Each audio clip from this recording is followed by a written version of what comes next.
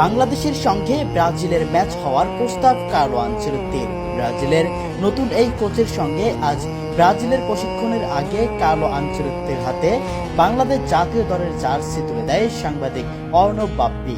তখনই সাংবাদিক অর্ণব বাপ্পিকে ব্রাজিলের সঙ্গে ম্যাচের অফারও দিলেন কার্লো আনচেলত্তি।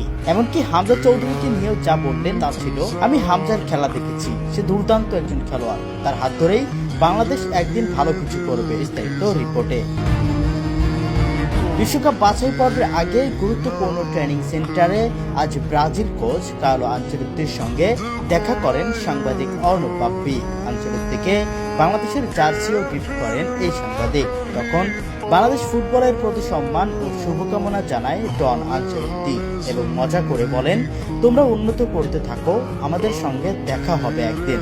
এমনকি হামজা চৌধুরীকেও ভালো করেই চেনেন আনচেলত্তি।